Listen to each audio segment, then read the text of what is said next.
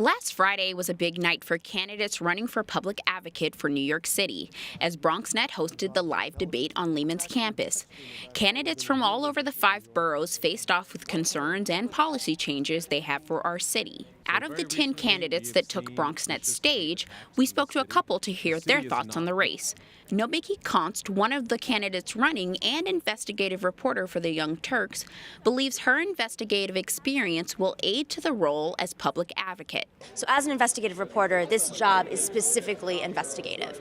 There's a tremendous amount of investigative power in the public advocate's office. It's the ombudsman or woman of the city. I'm the only person in this entire race of 17 candidates who's actually been an ombudswoman. So to have somebody who is there trained to be independent and to investigate and to actually speak with the community and be a resource to community is super important.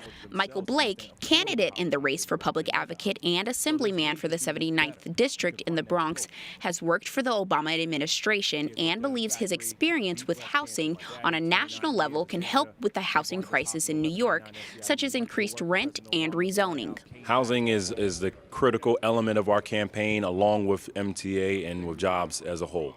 When you have a home, you feel secure. And what has happened too often is that zoning has pushed people out.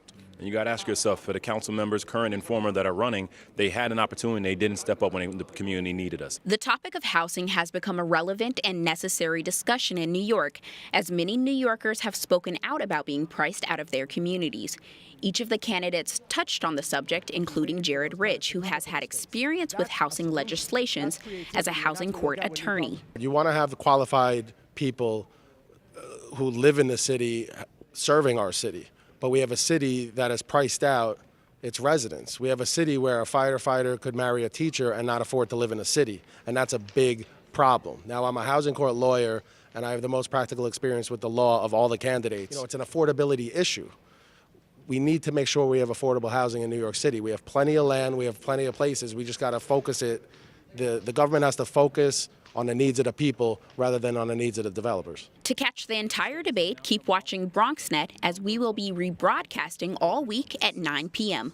Election Day is February 26. Reporting for Bronxnet, Dorissa White.